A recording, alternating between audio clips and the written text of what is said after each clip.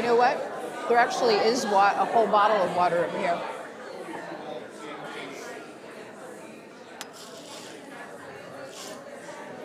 Would you prefer this? You're a full-service moderator. I know, indeed. Which do you want, the fuzzy or the... I think I'll keep both, okay. Actually. Thank you. I am a full-service moderator. Good evening, everyone. On behalf of the Graves Library Board of Trustees, the Fundraising Committee, the staff, the volunteers, we welcome you to the historic, I was going to say hysterical, but that's not right, Kennebunk River Club Casino. This evening, we are honored to be joined by a former First Lady, the daughter of a former president, a few historians, a former CEO of C-SPAN, and several individuals who have served in our U.S. military. Can we please give them a round of applause?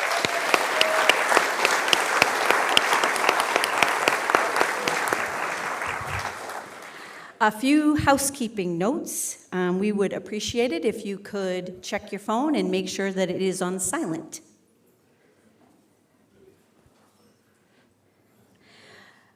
Mr. Atkinson has signed the title page of your book. If you would like something personalized, he and Ms. Swain will be available to sign books at this table right after the interview.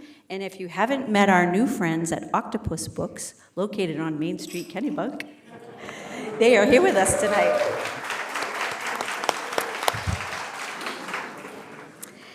After her questions, Ms. Swain will ask Mr. Atkinson a few previously submitted questions by members of the audience.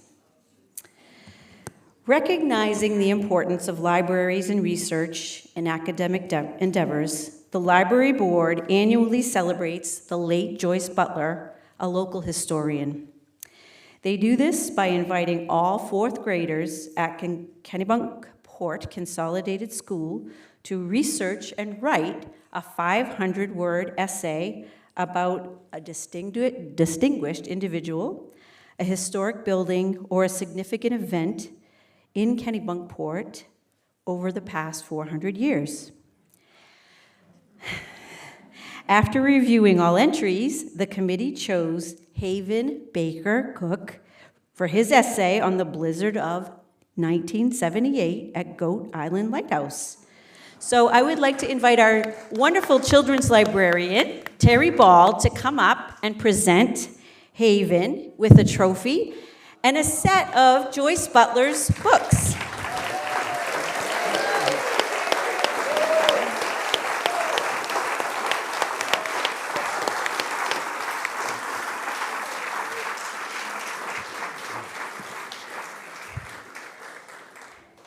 Thank you, Haven. We know you worked really hard on that essay, and it was wonderful.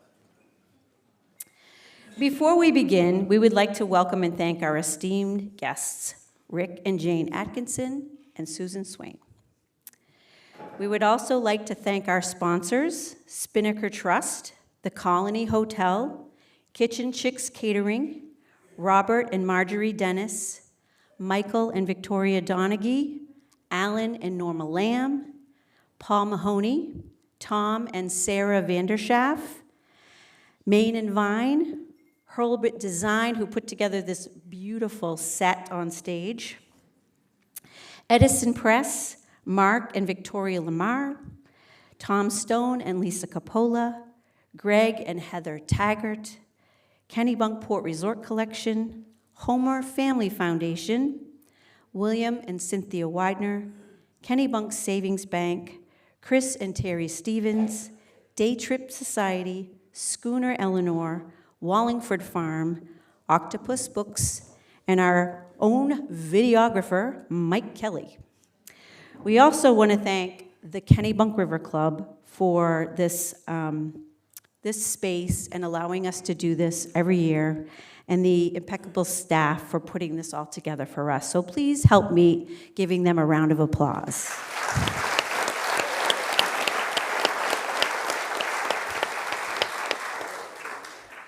Personally, I would like to thank Vicki Lamar and Lisa Coppola for spearheading this event.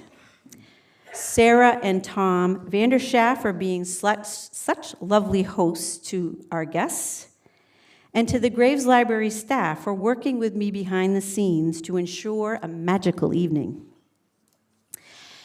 And thank you for purchasing tickets and supporting Graves Library.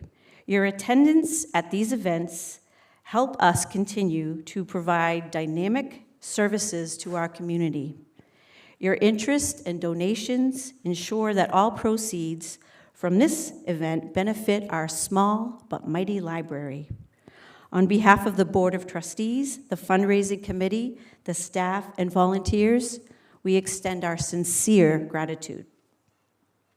And now it is my pleasure to introduce award-winning journalist and author David Marinis, who once said in a room full of people that Graves is his favorite library. I heard you. So welcome, David.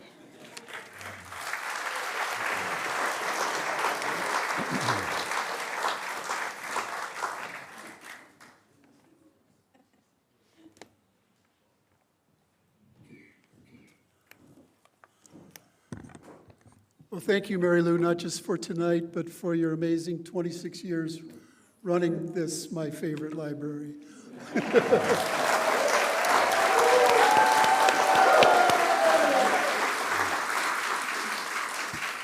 And I also want to thank, from the bottom of my writer's heart, First Lady Laura Bush for all that she has done for writers over the years.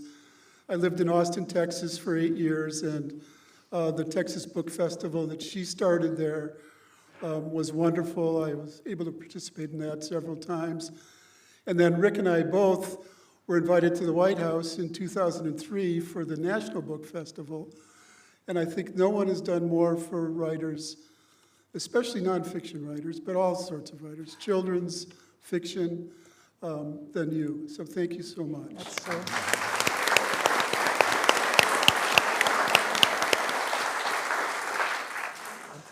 And it's a treat for me to introduce these two living legends. And more than that, I think he's still alive. He's been on the road for 8 weeks, so. But more than that, two great friends for this evening, Rick Atkinson and Susan Swain. Susan is a Hall of Famer. Inducted into the Broadcasting and Cable Hall of Fame 8 years ago. And she's likely a familiar face to many in this C-SPAN type crowd. I saw somewhere, Susan, that you've appeared on air, 3,500 times or 5,300 times? 5,300 times. Yeah, I knew that.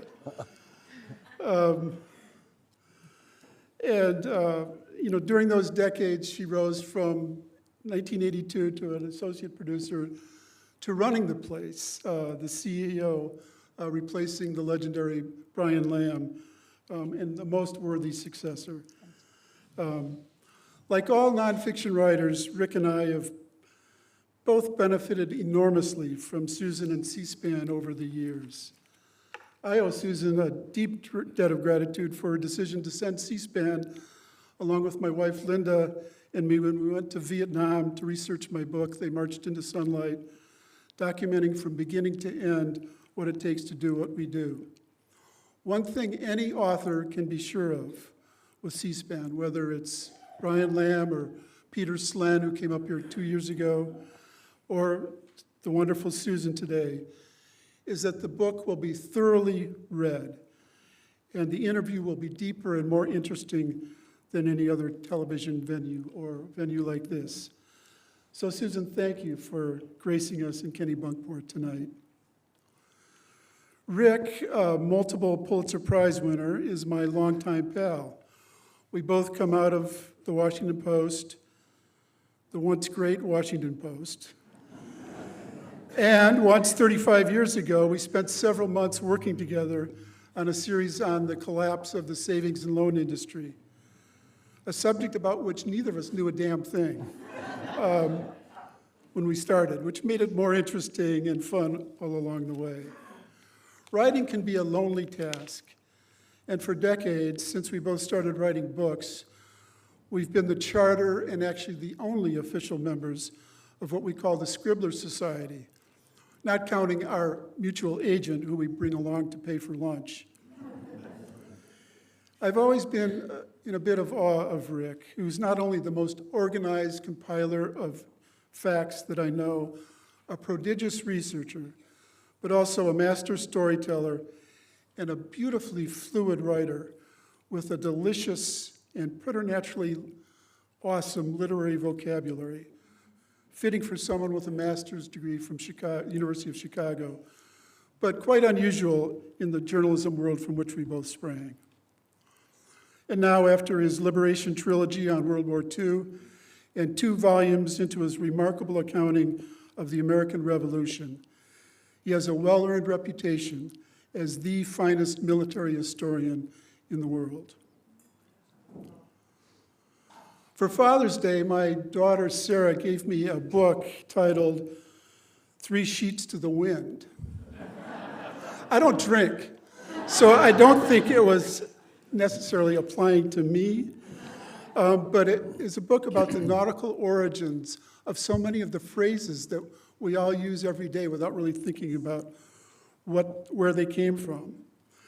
And so, it goes from slush fund to in the offing. Both come out of the world of the sea. And there was another one called Get Cracking. We all say, well, let's get cracking. I had no idea where that came from. But to avoid penalties for being late, the mail ships would rig their sails so tight that they cracked. And that's why Get Cracking is there.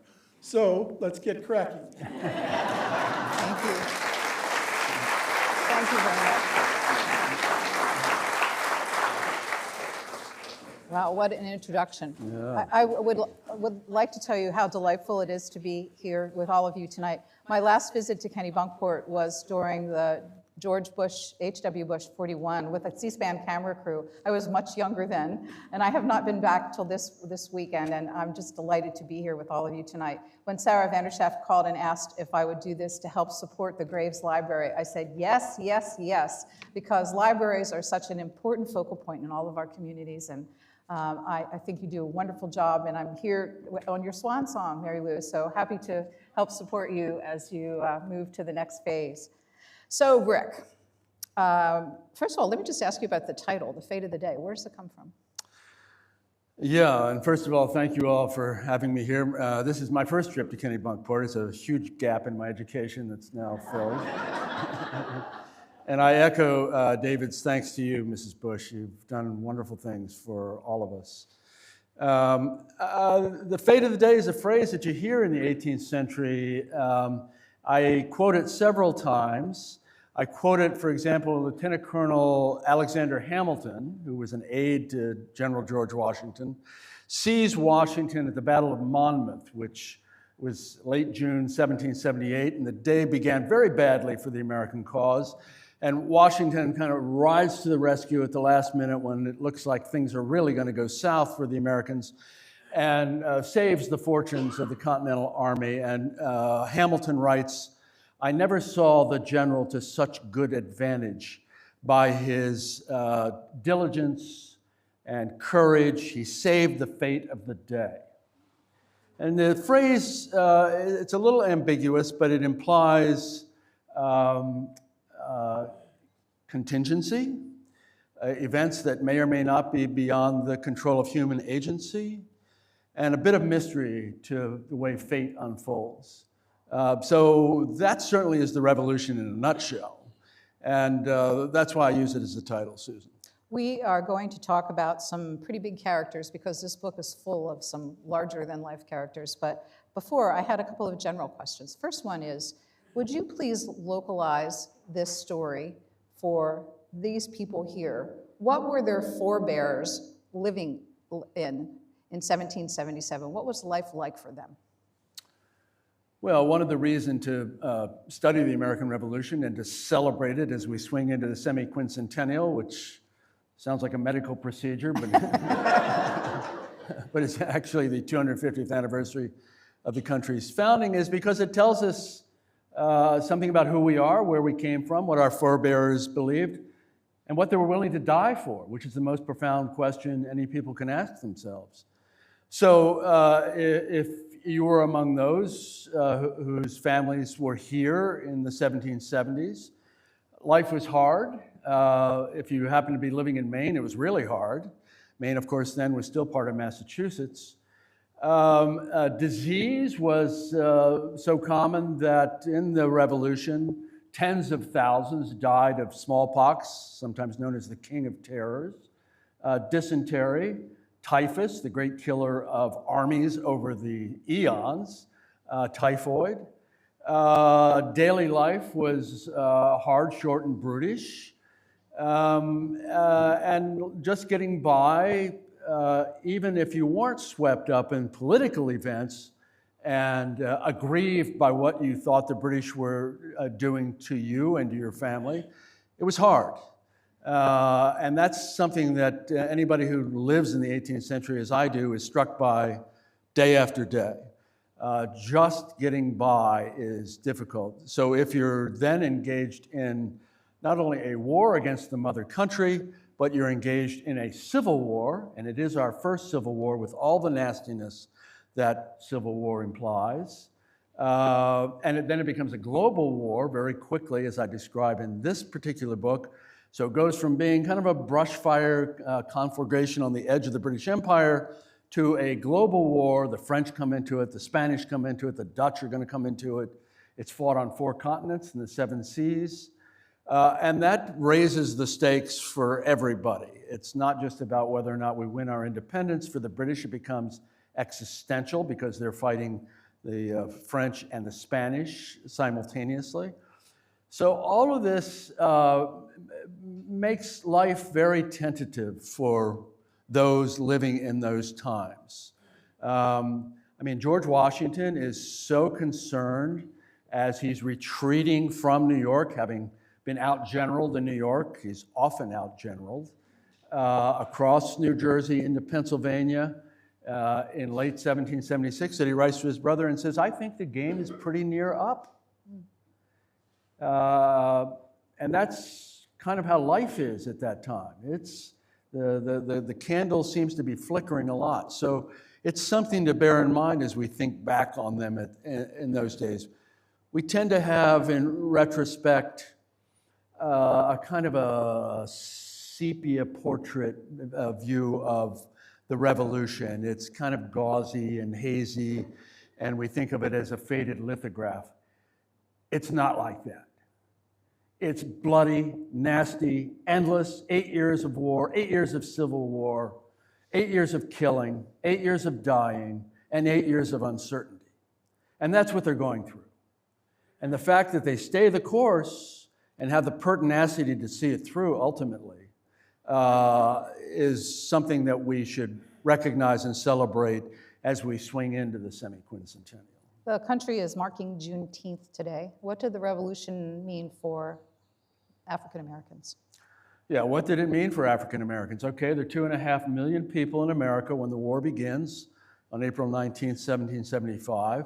500,000 of them are enslaved blacks. Those fine words from Jefferson, we hold these truths to be self-evident that all men are created equal, that they're endowed by their Creator with certain inalienable rights, blah, blah, blah. Doesn't apply to them. It doesn't apply to women. It doesn't apply to Native Americans, and it doesn't apply to indigents. These words are aspirational. They're fantastic, and they're going to be instrumental in creating the American Republic, one of mankind's greatest achievements. But for 500,000 enslaved blacks, they are on the margins of society at that time, as instrumental as they are to the wealth of the 13 colonies, particularly in the South at the time. They get swept up in it like everyone. So early on in the Revolution, the royal governor of Virginia, Lord Dunmore, announces that he will free any slave belonging to a rebel who will take up arms, run away from his master, and will take up arms on behalf of the crown. If he will join what Dunmore calls his Ethiopian regiment and take a musket and go out and fight for the British cause, that slave will be freed. It did not apply to runaways from rebel plantations, and it didn't apply to Dunmore's own 40 slaves. So quite a few ran away, quite a few joined the Ethiopian regiment, and it ended badly for almost all of them. Smallpox swept through that population. Dunmore ends up on a small island in the Chesapeake Bay, which is disease-racked. His hopes of inciting rebellion basically go nowhere. Nothing in the entire course of the revolution angers Washington more than that. Washington, in his lifetime at Mount Vernon, had 577 slaves at least.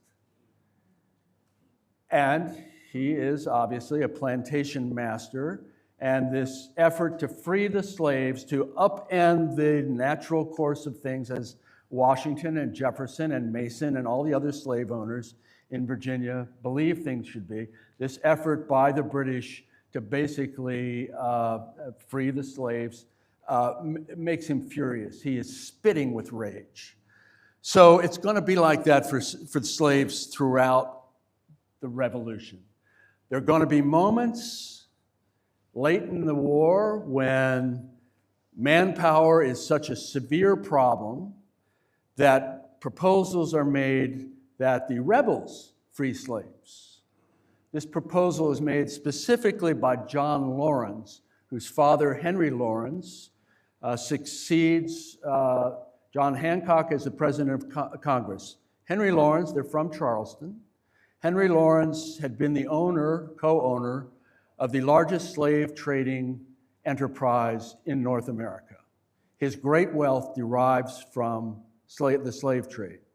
He's been retired from that for a while now. His son, John, if you've seen Hamilton, you know John Laurens. His son, John, has been educated in England and in Switzerland, and he's an abolitionist. And he proposes late in the war, as manpower is a severe problem, such a severe problem with desertion from the Continental Army being such a severe problem, that Washington writes during the awful winter at Valley Forge, we're going to have to send out one half of the army to bring back the other half. Laurens proposes something similar to what Lord Dunmore has proposed.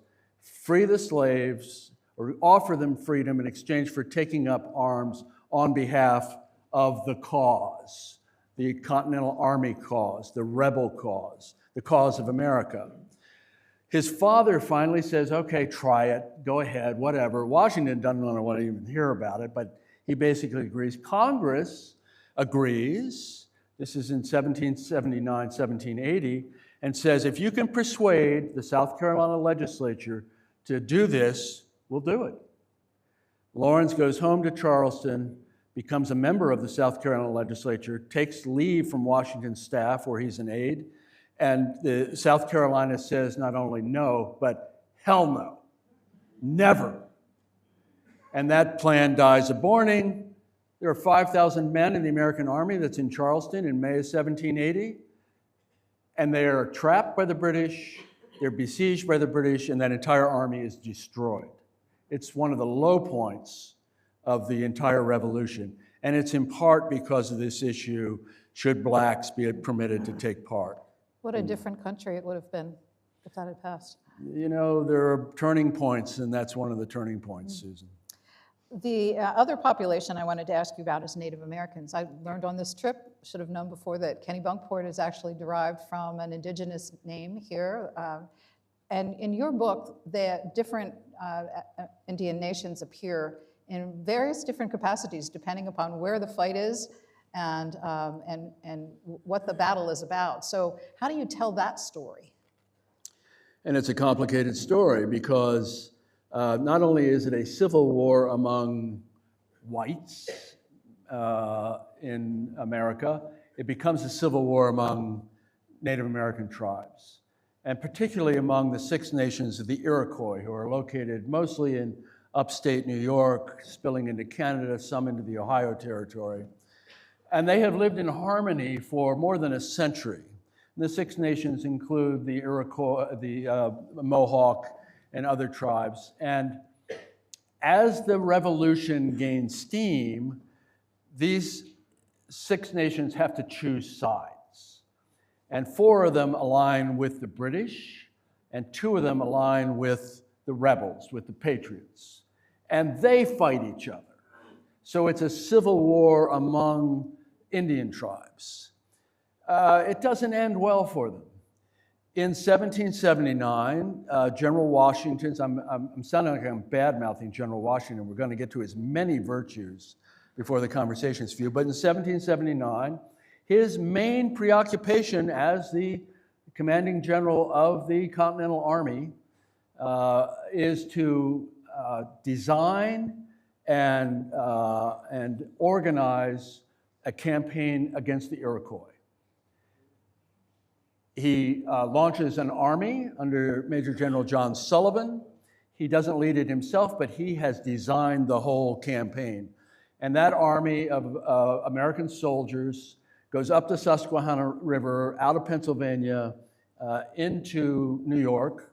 And it's a campaign of retribution and vengeance, in part in answer to Indian raids that have killed a lot of people in Pennsylvania and along the Mohawk River Valley in New York. This army is sent deliberately at the end of the summer as the crops are ripening.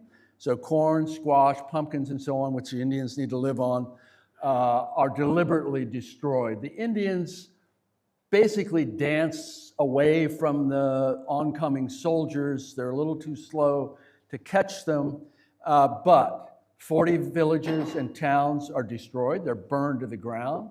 The crops are burned. The winter that's coming, the winter of 1780, is the harshest winter in recorded history in North America.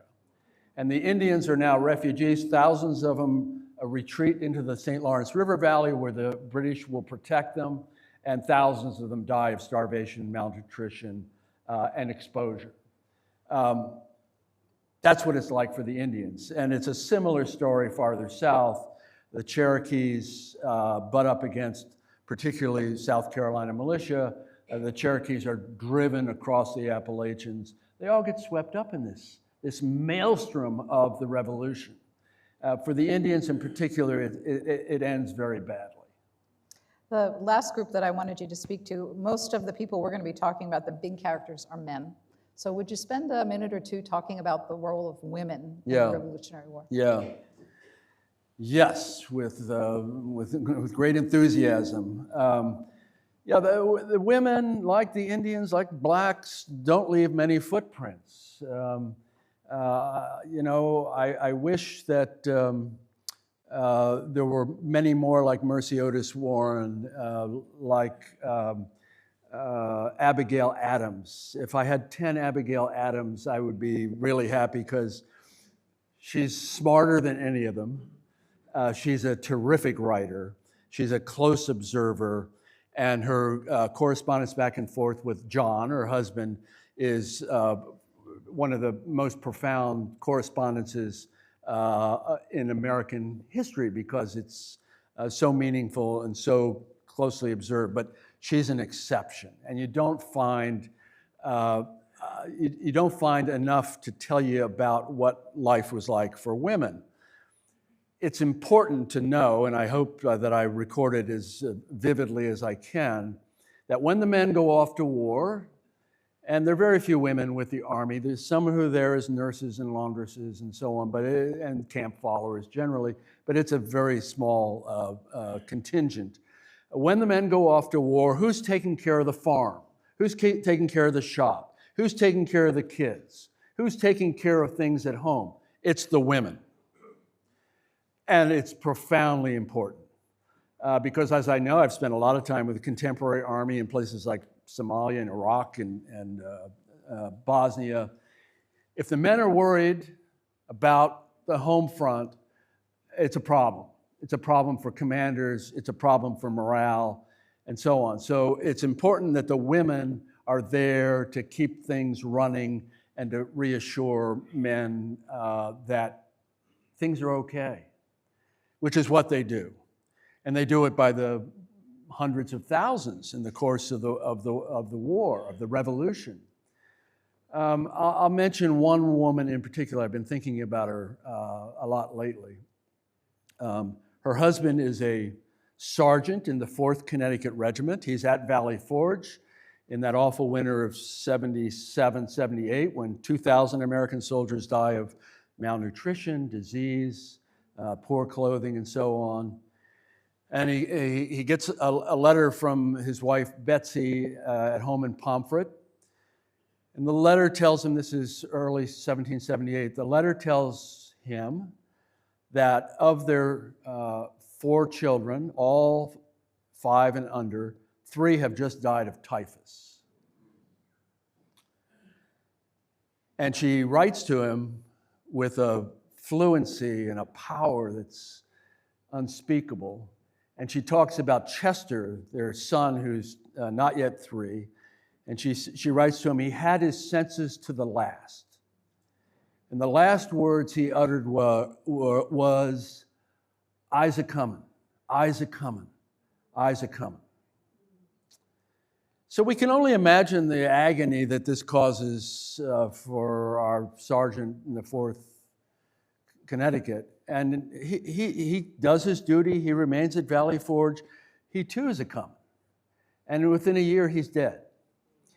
And she writes to her in-laws, his parents, when she gets news of his death, "Flesh of your flesh and bone of your bone is no more, but is congregated with the dead."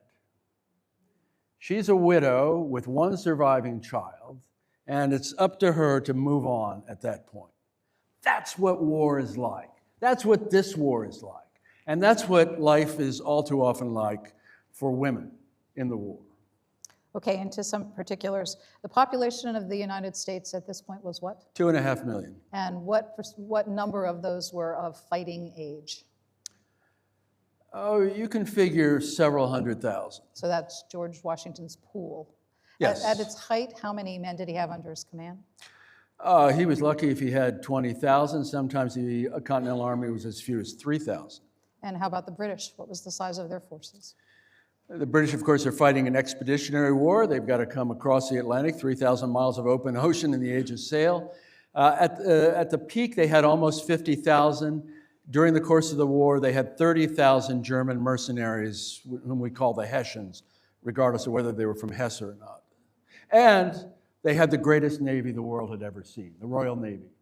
And they control not only the sea lanes, but they control the eastern seaboard, and they patrol Maine very carefully. So that is something that the Americans can never match, the power of the Royal Navy. How large was the American Navy? The American Navy was non-existent, really. I mean, there was a Continental Navy. The Congress paid for 13 frigates, relatively small warships, suitable for shallow seas near land. None of those 13 frigates survived the war.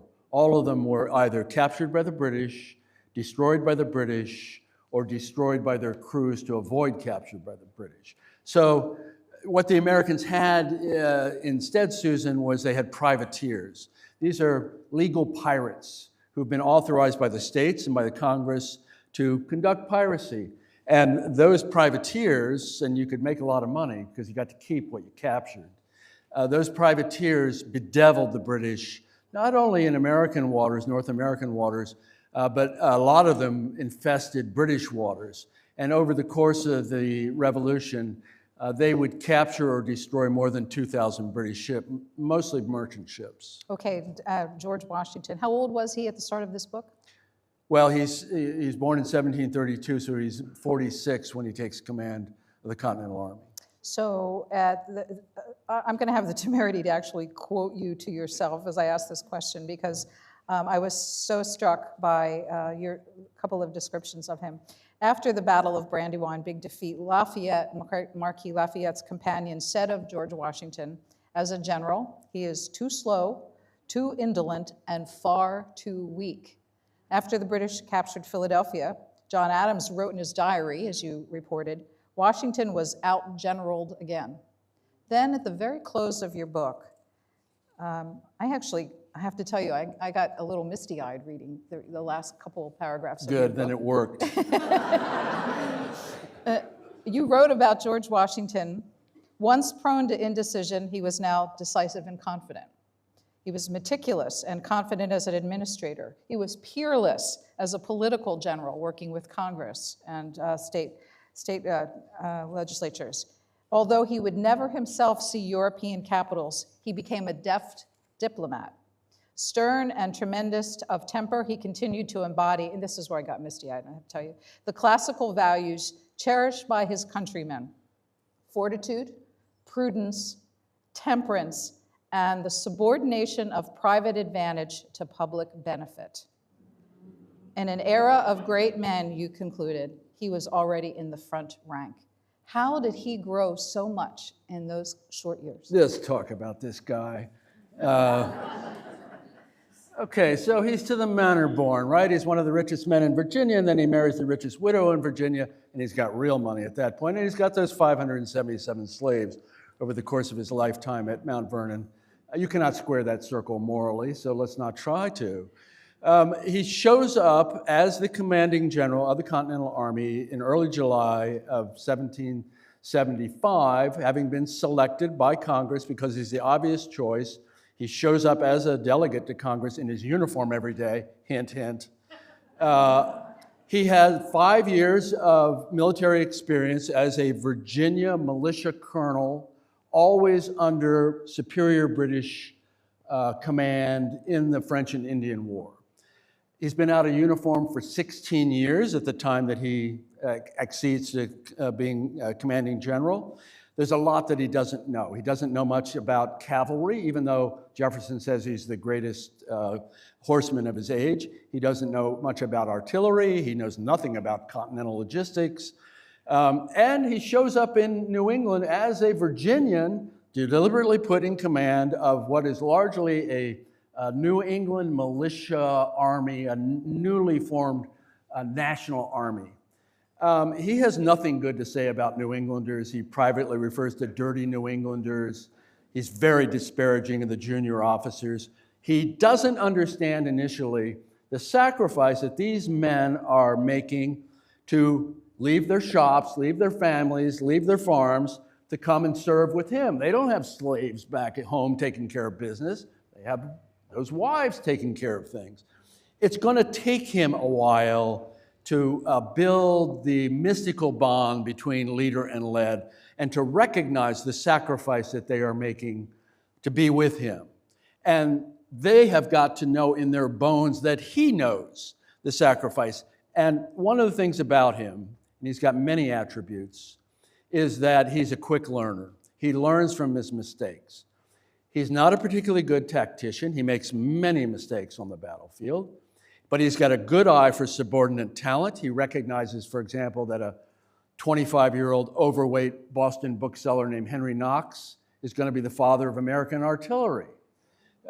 He's got a big brain organized for executive action, willing to make decisions, willing to take responsibility, extremely well organized, and really down in the weeds. Because if he's not in the weeds, attending to all the minutia of putting together an army and fighting an army for 8 years, it's not going to get done. And yet he can keep his eye on the horizon and come to realize, come to grasp a strategy that will work for defeating this large professional British army and the greatest navy the world's ever seen. So he grows into it over the course of time after many near disasters.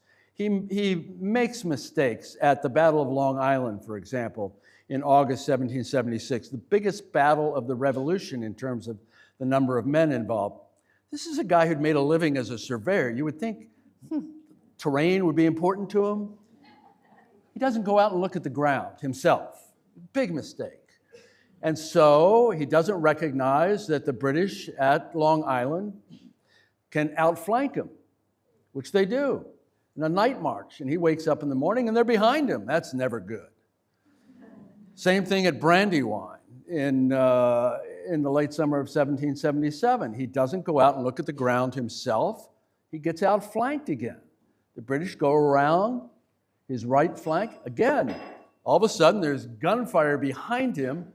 The British army is behind him. He escapes narrowly in both cases. At New York, in a providential fog across the East River in the middle of the night, and escapes by a whisker.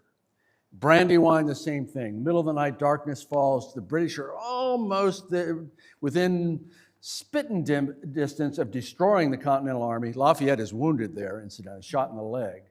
And he gets away again. Okay, people are beginning to have doubts about him, real doubts. Has this guy got the right stuff? Is he capable of doing what needs to be done? There is a bit of a revolt against him where other officers in the army are beginning to think, well, maybe it should be me. One of the things about him, he is a great bureaucratic knife fighter. And if you're going to take him on, you better kill him, because he builds these relationships with Congress, and he's very attentive to Congress. He builds these relationships with state governors, with local committees of safety, and he's got a lot of support. And so he's able to put down this so-called cabal. The last thing I'll say about him, Susan, we could talk about him all night, from the very first week that he takes command, he's at pains to assure Congress and to assure governors that as a military commander, he is subservient to civilian leadership of the country. As a military commander, he will never, ever be a Cromwell. It's a very fraught subject in the 18th century. And he affirms this over and over again. I am your servant. You, political leaders, are my masters. And consequently, he hands this down to us. It's part of the legacy of the United States Army and the rest of the military. That's why no serving officer today would ever think about a coup. It's because they derive that tradition directly from Washington. It's one of the greatest gifts among many gifts that he gave to us. So let's talk about the adversary, the crown, King George III. How many of you have seen the Hamilton play? So you can't forget Lin-Manuel Miranda's buffoonish George III singing "I'll Be Back" with his tilted crown on it. Yeah.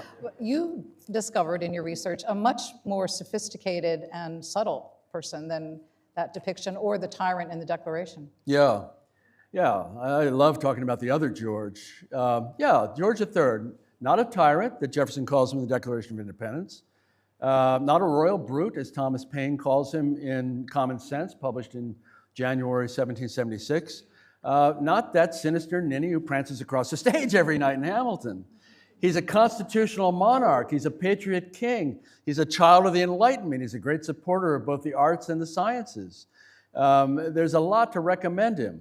So in early 2016, Queen Elizabeth II opened up to outside scrutiny for the first time the Georgian papers, the paper which she owned. The papers of all four Georges who became king in the 18th and 19th centuries. It was part of a project to digitize and catalog those papers. And by sheer happenstance, serendipity, I was among the first allowed in to take a look. I was in Windsor, just west of London, for a whole month, April 2016. And every morning I would show my badge at the Henry VIII gate to get into the castle, and it's a real castle.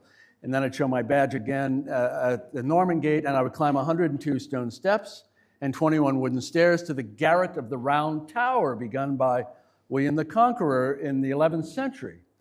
And there are the papers in gorgeous, oversized red binders. And of those Georgian papers, there were about 500,000 pages, most of them previously unpublished, most of them from the reign of George III, our last king, who was king for almost 60 years.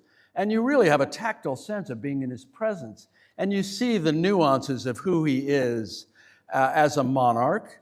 You see he married an obscure, drab German princess, Charlotte, as in Charlottesville, Virginia, Charlotte, North Carolina. They married 6 hours after they met. She learned to play God Save the King on the harpsichord on the voyage from Germany to England. He had the marriage bedroom decorated with 700 yards of blue damask and large basins of goldfish. Because Susan Nothing says, I love you like a bowl of goldfish. And you see in the papers, first of all, she produces children with lunar regularity, 15 eventually. You see in the papers he's a devoted father, he's a devoted husband. You see that he's really struggling for his empire, this newly created British Empire after the end of victory in the 7 Years' War. However, he's operating under several strategic misconceptions. As my friend Dave Petraeus says, when you get the big ideas wrong, it's hard to get the rest of it right. And he gets the big ideas wrong. He believes that superior British firepower will cow the colonies, and that teaching the rascals a lesson in Massachusetts will cause everybody else to fall in line. Wrong. He believes that there is a large silent majority of loyalists, people who are loyal to the crown and are against armed rebellion against their lawful monarch. Wrong. He believes that allowing the American colonies to slip away will encourage insurrections in Canada, Ireland, Sugar Islands of the West Indies, where the real money is, India, and it'll be the beginning of the end of that first British Empire. Wrong. He believes these things so passionately that he's going to wage war against his own people for 8 years across 3,000 miles of open ocean. And right after the war ends, our first ambassador to the court of St. James in London is John Adams. And Adams has a consultation with the king, he has an audience with George. And George tells him, I was the last to give it up. And it's true, he's the last to give it up. He is so determined that there will not be independence that he drafts a letter of abdication. He's going to read it to Parliament, he's going to quit. He never reads that to Parliament. It's in those papers at the top of the Round Tower. So he's a very complex character. He's admirable in many ways, but he's pursuing a losing cause, as it turns out. A couple of other big characters. Benjamin Franklin. You write of him that the Parisians loved him, but you also describe him as lying, flattering, and insincere. So why did the Parisians love him so much? Because they're French.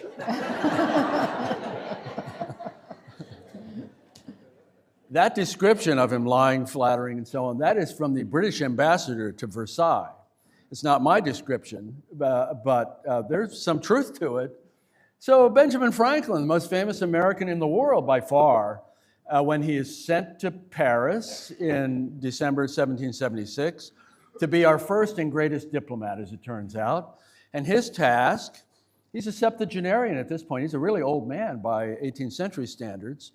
But he's world famous because of his discoveries about electricity, because of his writings. He shows up in Paris, and the Parisians really love him. They just think he's fantastic. They run after his coach. They have little Franklin busts on the mantels of their house. He's wearing this kind of ratty marten skin hat that he got while he was in Canada. And pretty soon, all of the beautiful women in Paris are wearing little faux marten skin hats on top of their 3-foot-tall bouffant hairdos. He loves it. He loves the adulation. His job is to persuade Louis XVI, the Catholic absolute monarch of France, that it is in his best interest to throw in with Protestant radical wannabe Republicans intent on armed rebellion against their monarch. That's a heavy lift diplomatically. And Franklin is brilliant at it. He's very patient. He's very conniving. He uses his popularity in France and the popularity of the American cause, which is very widespread in France. If you're, not a member of the nobility, you basically feel the king's perfumed foot on your neck. And what the Americans are striving for, the way the French perceive it, is very popular. It's going to lead to their own upheaval in a few years. And so Franklin maneuvers this brilliantly. He's really good at his relationship with Count Vergennes, who's the French foreign minister, the most important advisor to the king. He's quite good with the king's queen, Marie Antoinette, known around the French court as Madame Deficit. And he's really good at finding allies within the French nobility. So when this book opens, we're with Marie Antoinette and Louis XVI and Franklin, and a 19-year-old spindly redhead, one of the richest boys in France, named Gilbert du Motier. You know him better as the Marquis de Lafayette. And Franklin has just authorized Lafayette to go to America as a major general in the Continental Army. Lafayette is a captain in the French army with very little military experience, but he's got enormous influence. Now, Lafayette has been told by the king, no, you're not to leave France. He leaves France anyway, buys a ship, sails to Charleston with some boon companions, and joins the army, and is immediately embraced by Washington, who sees him as a conduit into the French court and a way to influence the French to come in and support the cause more. So this is the cast of characters we're working with initially. So a question, because at the very close of your book, the French are arriving. And so the next installment of the trilogy will find out how important that was. Let me ask you, but could the Americans have won the war without the French? No. So No. Benjamin Franklin was really responsible for convincing them. Yeah. Does Benjamin Franklin get enough credit for the outcome of the Revolutionary War? He's on the $100 bill.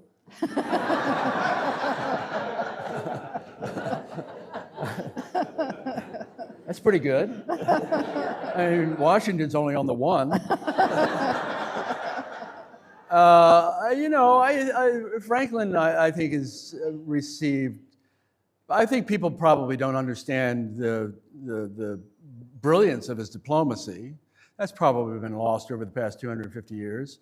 But we revere him as one of the founders, so I would say, he gets credit. His place in the firmament? Yes, in the Okay. firmament, right. So let me then ask you about that spindly redheaded 19-year-old Yeah. Marquis de Lafayette. Yeah. I happen to live on the corner of Lafayette Street.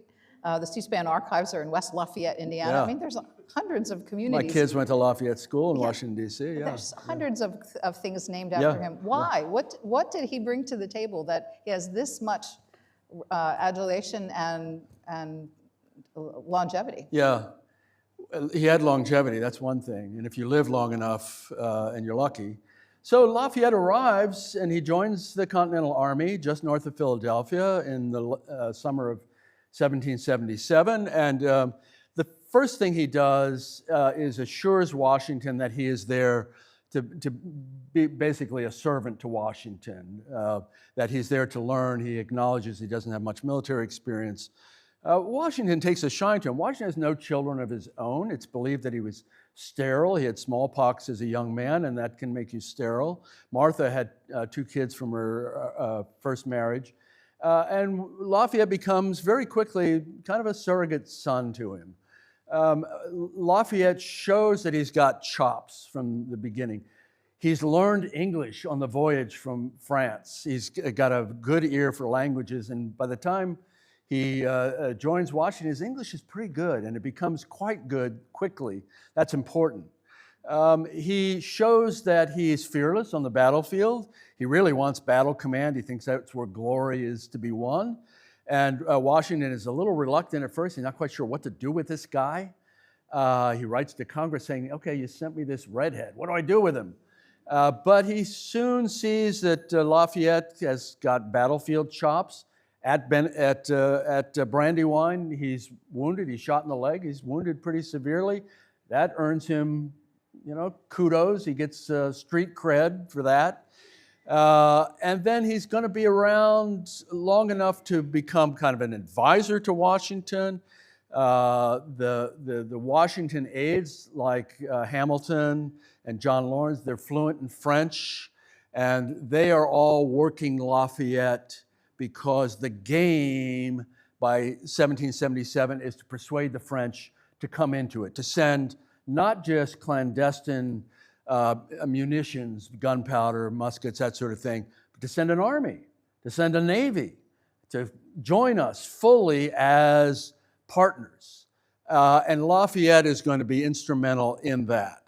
So we're going to see him return to France at one point as kind of an emissary from Washington and the Continental Congress to Versailles to nudge Louis XVI and the French court to do what Franklin is engineering, and that is for them to sign 2 treaties with us, which they do in the early spring of 1778. And the principal argument that's being made to the French by Franklin, by Congress, and by Lafayette is, look, you hate the British. You fought 4 wars against the British dating back into the 17th century. 3 of them were inconsequential in their outcome. The 4th one, the 7 Years' War, the French and Indian War, we call it, has been catastrophic for France. France and Spain, aligned as Bourbon brothers, have been soundly defeated. And in the peace of 1763, the French have lost Canada. They've lost a half billion fertile acres west of the Appalachians. They've lost some of those rich sugar islands. They've lost parts of India. They've lost esteem on the continent. And man, they are burning for revenge. They want to get even. And Franklin's making the argument, and so is Lafayette, the best way to get even is to align yourself with the Americans because they're fighting the British. The enemy of my enemy is my friend. And finally, after the Battle of Saratoga, where the Americans crush a British army in the Hudson River Valley, Louis agrees. And they sign those 2 treaties. And they're going to come into it. It's going to take a while because, it's just going to take a while. But once they're in it, then there's real hope that this is going to work for us. And it does, ultimately. We have a little less than 15 minutes left and so many other issues, but I wanted to talk to you about money because money is such a big issue in this war. You actually have a separate note at the end of the book to talk about it. How was the war financed and how tough was it to finance the war? Yeah, it was brutal. We Americans at that time did not have a hard currency, specie, in any amount to speak of. Partly because we did not have gold and silver deposits. We had to wait for Colorado, Nevada, California to come into the picture.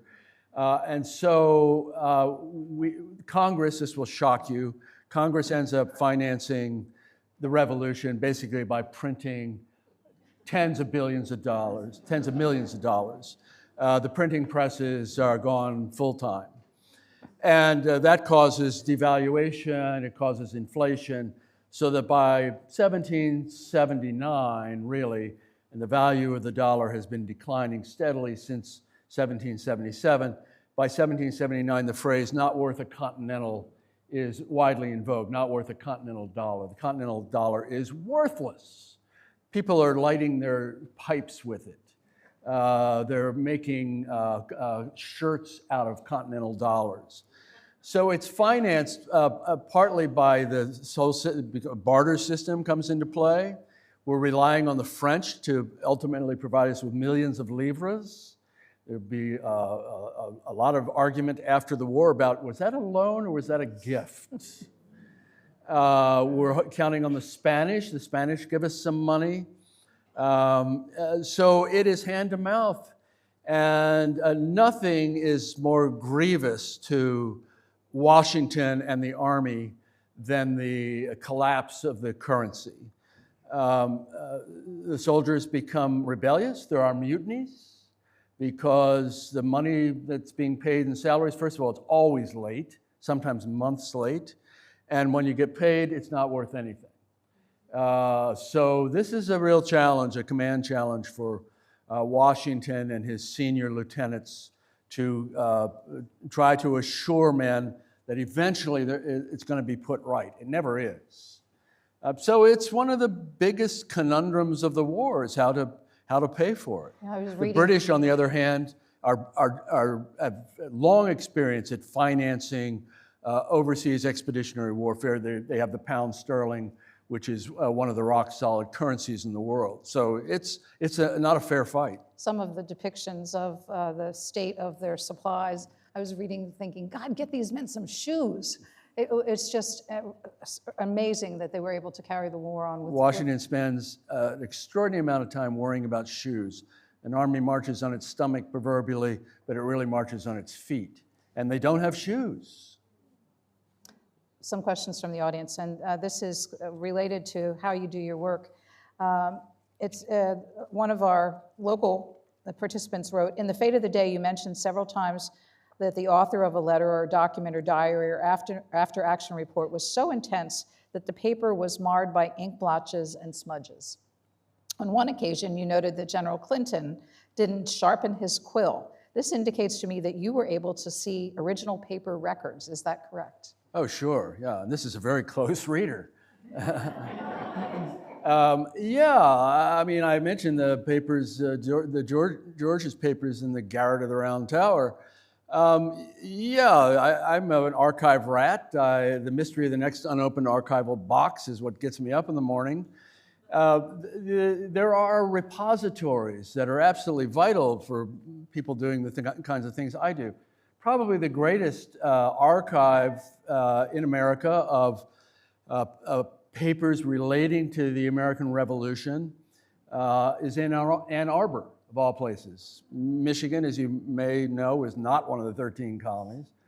But there was a rich industrialist named William Clements, and he was a great collector, and he began in the 19-teens, really, to buy up the papers of British generals and British statesmen from the Revolutionary period. So the papers of Henry Clinton, who was commanding general of the British Army here longer than anybody else, for 4 years, his papers are in Ann Arbor. The papers of Lord George Germain had been a British general, becomes the American secretary running the war. He's the Robert McNamara of the war for the British. His papers are in Ann Arbor. The papers of Thomas Gage, who had been the British commander when the war breaks out at Lexington and Concord, his papers in Ann Arbor. And yeah, the papers are there. You go through the papers, and if you're lucky, they've got decent handwriting. If you're not lucky, you swear at their handwriting. But the papers are vital.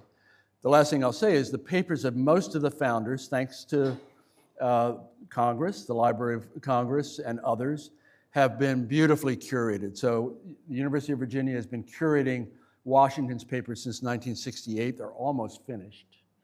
The Revolutionary War paper, they're on volume 36 now. They're all online. The papers of Hamilton, Columbia has done them. The papers of Franklin, Yale has done them. They're all online. It's called Founders Online. And they're wonderful. It's a spectacular thing to preserve these priceless documents that are part of our common heritage. What is the Rick Atkinson of 50 or 60 years from now going to have to deal with in this digital age, where so much of the communication is email or text or whatever? Yeah, Susan, I think it's an issue. You know, I mean, I've written about more recent wars, and so the Gulf War and the attack into Iraq in 2003. And there's great concern that email is a soap bubble and that it won't be preserved, that it can't be preserved. There's so much of it. And fortunately, I will be long gone and it's somebody else's problem. Very, very generous of you. This question is, do you have a team of researchers or is it just a party of one? A team of researchers. God, I never thought of that. Is there such a thing? No, I do it myself for the most part. It has to go through my eyes and my brain. That's why it takes 6 years to do these books. And I don't read French, which is another flaw in my education. So I had a very capable French PhD going through admiralty papers and other things in Paris for me. I do it mostly myself. This is sort of more into about you. The Graves Library has a book group called On the Nightstand. Anyone is invited to bring whatever book is currently on their nightstand to share and talk about it. If you were at the next meeting, what book is currently on your nightstand? It's a David Maraniss book, of course.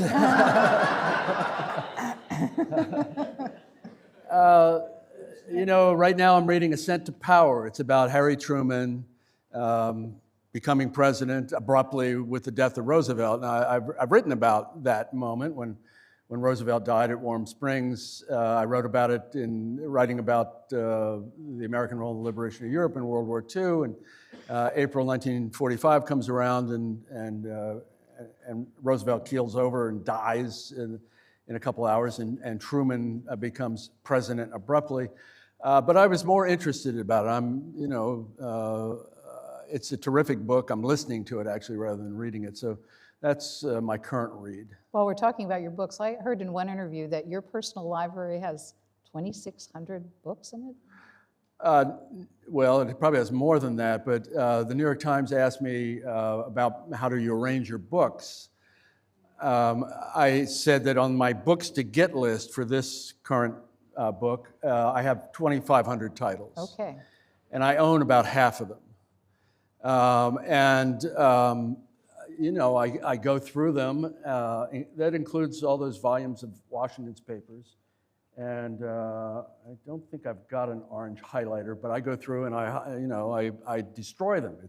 Sorry, Mrs. Bush. It's a terrible thing to do to a book, but it's vital for me to get through as much secondary material as I can.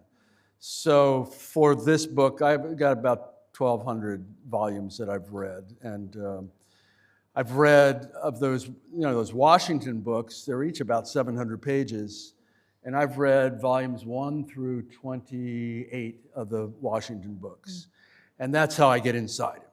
Those papers are the best way to understand Washington as a man, as a general, and ultimately as a future president.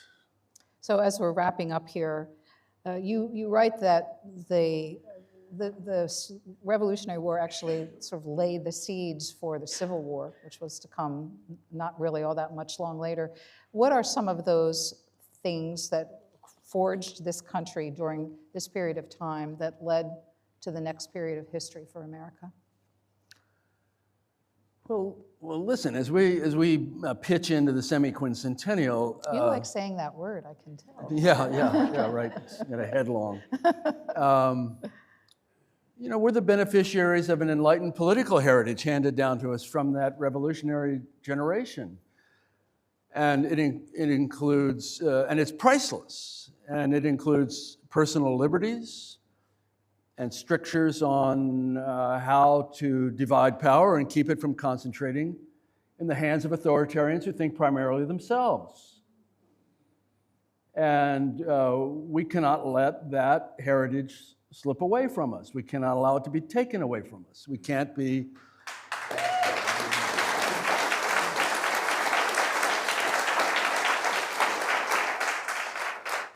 And we can't be oblivious to the hundreds of thousands who have given their lives to affirm and sustain it over the last 250 years. That's what the revolution was about. That is our heritage. And that's part of what we should be commemorating and celebrating and remembering over the next few years as we celebrate 250. If by chance this is your first time hearing or reading Rick Atkinson, you can tell that he is an incredible storyteller. It's not just names, dates, and places of battles, but you really feel it through the people that he spent so much time researching. And thank you for sharing some of those stories with us tonight. Thank you, Susan. Thank you.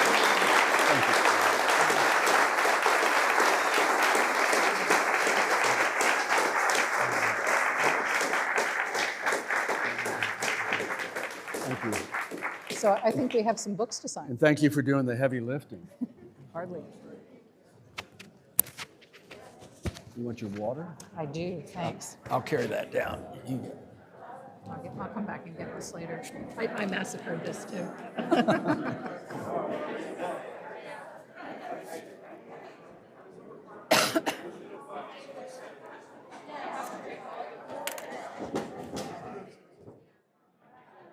Okay, that's Susan's water.